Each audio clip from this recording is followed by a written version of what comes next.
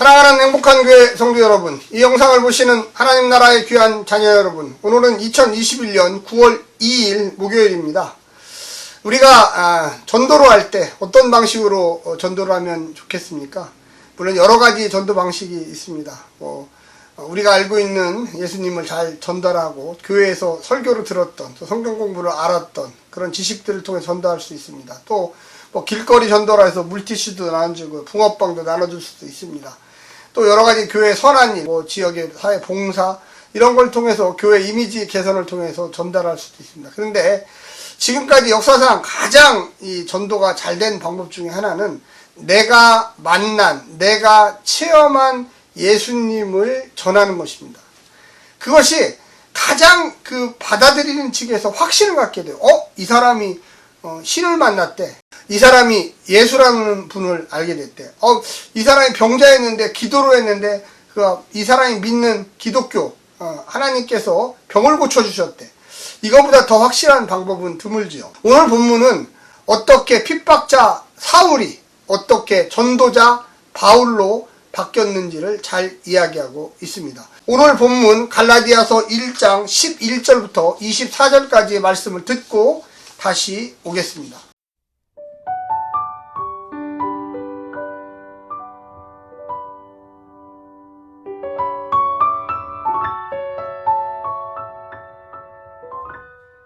형제들아, 내가 너희에게 알게 하노니 내가 전한 복음은 사람의 뜻을 따라 된 것이 아니니라. 이는 내가 사람에게서 받은 것도 아니요 배운 것도 아니요 오직 예수 그리스도의 계시로 말미암은 것이라. 내가 이전에 유대교회에 있을 때 행한 일을 너희가 들었거니와 하나님의 교회를 심히 박해하여 멸하고 내가 내 동족 중 여러 영갑자보다 유대교를 지나치게 믿어 내 조상의 전통에 대하여 더욱 열심히 있었으나 그러나 내 어머니의 태로부터 나를 택정하시고 그의 은혜로 나를 부르시니가 그의 아들을 이방에 전하기 위하여 그를 내 속에 나타내시기를 기뻐하셨을 때에 내가 곧 혈육과 의논하지 아니하고 또 나보다 먼저 사도된 자들을 만나려고 예루살렘으로 가지 아니하고 아라비아로 갔다가 다시 다메섹으로 돌아갔노라. 그 후 3년 만에 내가 게바를 방문하려고 예루살렘에 올라가서 그와 함께 15일을 머무는 동안 주의 형제 야고보 외에 다른 사도들을 보지 못하였노라. 보라, 내가 너희에게 쓰는 것은 하나님 앞에서 거짓말이 아니로다. 그 후에 내가 수리아와 길리기아 지방에 이르렀으나 그리스도 안에 있는 유대의 교회들이 나를 얼굴로는 알지 못하고 다만 우리를 박해하던 자가 전에 멸하려던 그 믿음을 지금 전한다 함을 듣고 나로 말미암아 하나님께 영광을 돌리니라.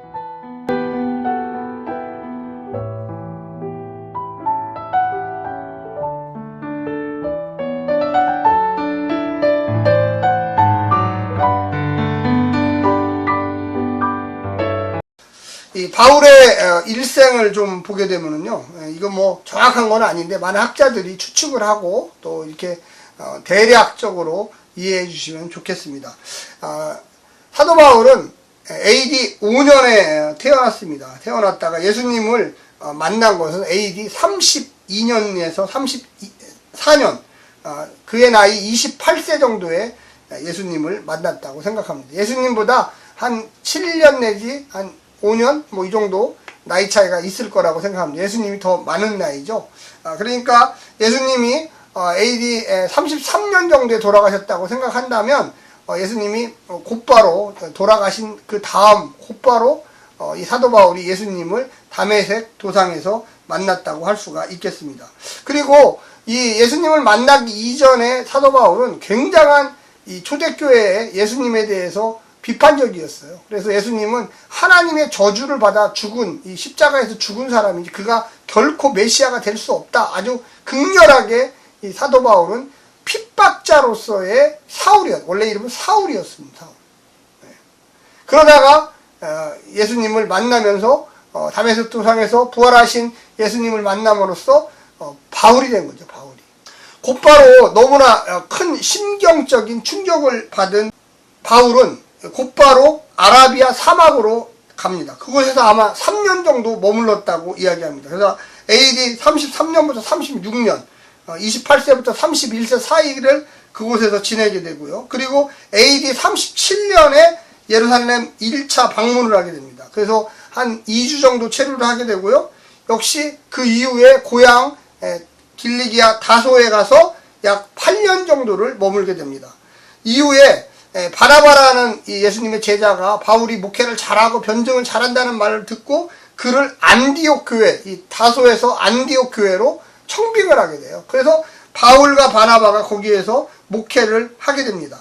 그리고 다시 한번 AD 45년에 바울이 안디옥 교회의 구제 헌금을 가지고 이 예루살렘 교회를 돕기 위해서 큰 흉년이 들었거든요. 그래서 이 예루살렘 교회를 두 번째 방문합니다. 그리고 AD 46년부터 48년에 바울과 바나바는 1차 선교 여행을 이 지중해 연안에 있는 곳에 전남. 이때가 나이가 41, 43 정도 되는 나이였습니다. 왜 이 얘기를 하게 되냐면 오늘 본문인 이 갈라디아서 1장 11절부터 24절에 내가 갈라디아 교회에 전한 복음은 오늘 11절에도 나왔지만 형제들아 내가 너희에게 알게 하노니 내가 전한 복음은 사람의 뜻을 따라 된 것이 아니다. 그럼 누구의 뜻을 따라 된 겁니까? 내가 사람에게 받은 것도 아니요. 그러니까 누가 전달해 준 것도 아니다. 오직 배운 것도 아니요. 예수 그리스도의 계시로. 그래서 다메섹에서 예수 믿는 사람들을 잡아 죽이려고 가다가 여리고로 가다가 다메섹에서 주님을 만난 거예요, 사실은. 그러니까 이게 굉장한 체험적인 신앙이죠. 제가 아까 서론에서도 잠깐 얘기했지만 어떻게 복음을 전하는 게 가장 확실하냐? 내가 만난 예수, 내 변한 모습의 예수. 내가 예수님을 믿는 사람들을 잡아다 감옥에 가두는 핍박자 사울에서 다메섹 도상에서 예수님을 만나고 그리고 곧바로 변신을 해서 그때가 AD 32년, 34년 그 어간에 내가 변하게 됐다. 그리고 생각했다. 아라비아 사막에 가서 무려 3년 이상을 약 4년 가까이를 그곳에서 정말로 내가 지금까지 알고 있었던 유대교에서 얘기했던 메시아가 진짜냐 아니면 이 예수님이 진짜냐 이걸 고민했다. 그러면서 내가 생각해보니까 그분 우리가 기다리고 있던 전통적인 메시아 그분이 바로 예수님이었구나. 단 한 분밖에 안 계시구나. 이걸 깨달았다는 거죠. 그러면서 13절에 내가 이전에 유대교에 있을 때 행한 일 핍박자죠.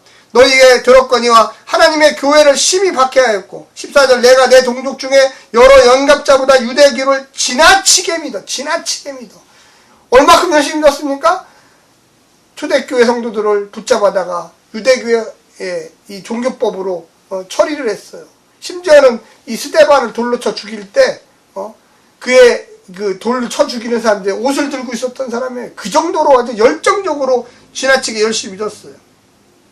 그러나 15절 내 어머니의 태로부터 나를 택정하시고 그의 은혜로 나를 부르신 이가 그의 아들을 이방에 전하기 위하여 그를 내 속에 나타내기를 기뻐하셨을 때 내가 곧 내 혈육과 의논하지 아니하고 15절에 보면 나를 택정하시고 특별히 하나님이 미리 사도 바울을 딱 붙들어 놓은 거예요. 너는 이방인에게 복음을 전해라.